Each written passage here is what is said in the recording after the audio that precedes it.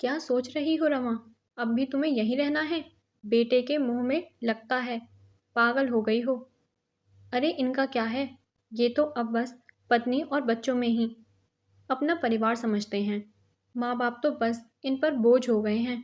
हजार बार कहा चुपचाप अपने घर चलो, पेंशन मिलता ही है, हमारा गुजारा आराम से हो जाएगा।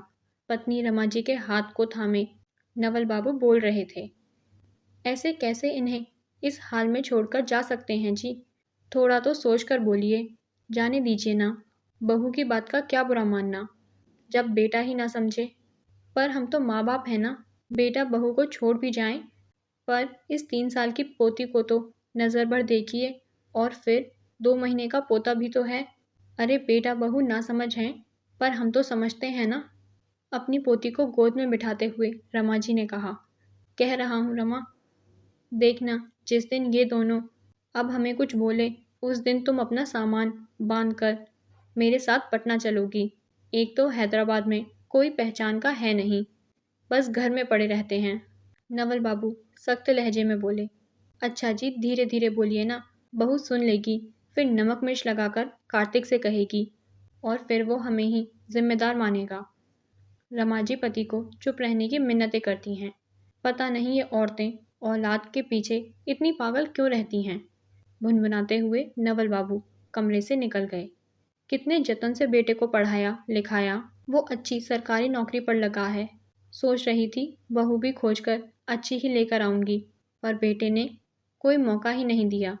अपनी पसंद की लड़की अवंतिका से ब्याह की रट लगाए बैठा रहा। नवल बाबू इस शादी के खिलाफ थे, पर रमाजी के बहुत कहने पर रजामंदी दे दी। बहू को स्वीकार करने में उन्हें साल भर लग गया, वो भी इसलिए कि रमाजी अपने बेटे की पसंद का ही करती आई थीं, तो शादी का फैसला कैसे नहीं मानती। बेटा हैदराबाद में नौकरी करता था, शादी के बाद अवंतिका के साथ वहीं चला गया। बेटा बहू कभी कभी आते, कुछ दिन रहते, फिर चले जाते। अवंतिका जब भी आती, घर में कितने किराएदार हैं, कितने पैसे आते हैं, और सब कुछ की जानकारी लेती रहती थी। वक्त गुजरता गया और एक बेटी आ गई। कार्तिक पूरी तरह अवंतिका के रंग में रंगने लगा था। वो जो बोलती वैसा ही कहता और करता। अभी 2 महीने पहले ही दूसरे बेटे के जन्म से पहले रमाजी और नवल बाबू को कार्तिक ने आने के लिए कहा था। यूं तो अवंतिका के माता पिता भी अक्सर बेटी के घर आकर रहा करते थे। बच्चे के जन्म से पहले वो चले गए, बस इसलिए कि बेटी को बड़े अस्पताल में जाकर बच्चे को जन्म देना था, जिसका खर्चा बहुत आता। कार्तिक खर्च तो कर सकता था, पर अवंतिका ने कहा, अपने मम्मी पापा को यहाँ बुला लो, तो हमारे खर्चे में हम उनसे पैसे मांग सकते हैं। बस पत्नी की बात में आकर कार्तिक ने रमाजी और नवल बाबू को यहाँ बुला लिया। रमाजी अपनी पोती के साथ अवंतिका का भी पूरा ध्यान रखती थी। बच्चा होने के बाद ये चाहिए वो चाहिए कहकर रमाजी और नवल बाबू से बहुत पैसे ले चुके थे। एक दिन तो हद ही कर दी थी अवंतिका ने। रमाजी रसोई में काम कर रही थीं। उसे कार्तिक और अवंतिका की आवाज़ सुनाई दी।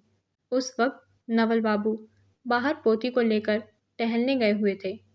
कार्तिक, हमारे बहुत खर्चे बढ़ गए हैं।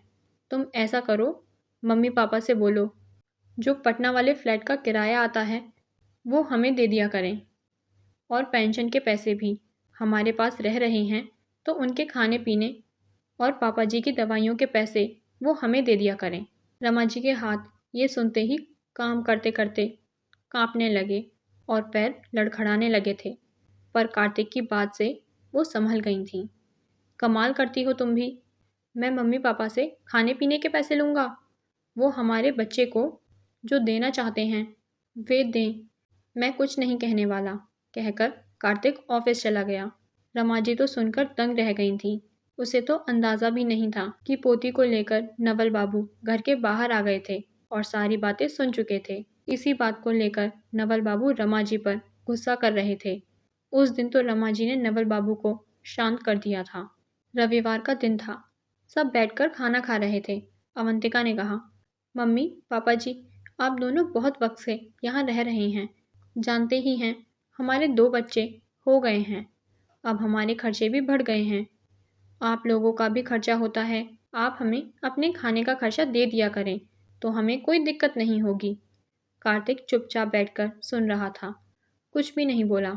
अब हम अपने बेटे के पास रहेंगे, तो अपने खाने पीने का खर्चा देना है। हम तो कभी तुम्हारे आने पर तुमसे खर्चा नहीं मांगते। वाह बेटा, बहुत सही जा रहे हो। ये तो दूसरे घर से आई है, हमें अपना नहीं मान रही, पर तू तो हमारा खून है। ये सुनकर भी चुप है। नवल बाबू आवेश में आकर बोले, पापा क्या गलत कह रही है, हमारे खर्चे बढ़ गए हैं, आप दे दोगे तो क्या हो जाएगा।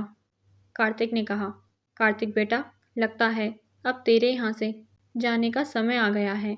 सोचकर तो आई थी कि कुछ महीने रहकर जाएंगे, पर तुम दोनों पर हम शायद बोझ हो गए हैं। रही पैसे देने की बात, तू वैसे ही मांग लेता तो हम दे देते, पर हमारे खाने पीने के पैसे मांगकर तूने तो मेरी ममता को ही छलनी कर दिया। आप ठीक कह रहे थे जी, हमें उसी दिन चले जाना चाहिए था, जब पहली बार अवंतिका ने कार्तिक से ये बात कही थी। मुझे माफ़ कर दीजिए जी। बेटे के मुंह में आज आपको यूं बातें सुननी पड़ी, कहकर रमाजी नवल बाबू की ओर देख रही थी। दूसरे दिन कार्तिक के घर से माता पिता के निकलते समय कार्तिक उनके पास आकर माफ़ी मांगने लगा। मुझे माफ़ कर दीजिए पापा, मैं अवंतिका की बातों में आ गया। आज इस मुकाम पर आप लोगों की वजह से ही हूँ। पता नहीं मेरी मति क्यों भ्रष्ट हो गई थी, जो मैं ऐसा बोल गया। बेटा, तू जैसा भी है रहेगा मेरा बेटा ही, पर आज तेरे बाप को समझ आ गया है, पैसे के आगे रिश्ते नहीं टिकते।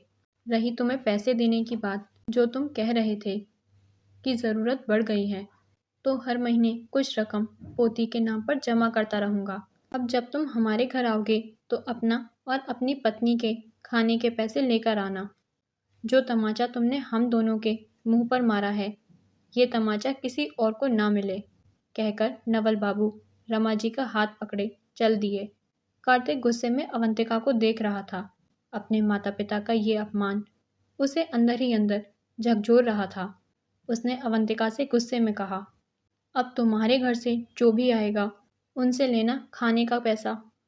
अगर तुम नहीं लोगी तो मैं मांगूंगा, और अगर तुम्हारे रिश्तेदार मुझे ये कहेंगे कि आप हमसे पैसे कैसे मांग सकते हैं, तो मैं उन्हें कहूँगा कि अवंतिका भी तो मेरे मम्मी पापा के आने पर उनसे खाने और पीने के पैसे मांगती है। अवंतिका अब मन ही मन अफसोस कर रही थी। पहला, पति नाराज हो गया, और दूसरा, अब काम की दोहरी जिम्मेदारी उसे अकेले ही उठानी पड़ेगी। रमाजी और नवल बाबू अपने शहर पहुंचकर चैन से रहने लगे। शायद ये सोचकर औलाद हो ना हो, हम साथ हैं तो क्या गम है। जो माँ बाप बच्चों को जन्म देते हैं, माँ 9 महीने अपने बेटे या बेटी को अपने गर्भ में रखती है और कितनी पीड़ा सहकर अपने बेटे या बेटी को जन्म देती है। दूसरी तरफ पिता भी बच्चों को पढ़ाने के लिए न जाने कहाँ कहाँ से पैसों का इंतज़ाम करते हैं, और आज वही माँ बाप जब बूढ़े हो जाते हैं तब उनसे हम खाने पीने के पैसे मांगते हैं। अपनी सोच को बदलिए, क्योंकि माता पिता ही हमारे भगवान हैं। दोस्तों, यह वीडियो आपको कैसा लगा? अगर अच्छा लगा हो तो वीडियो को लाइक कीजिए, चैनल को सब्सक्राइब कीजिए। धन्यवाद। राधे राधे।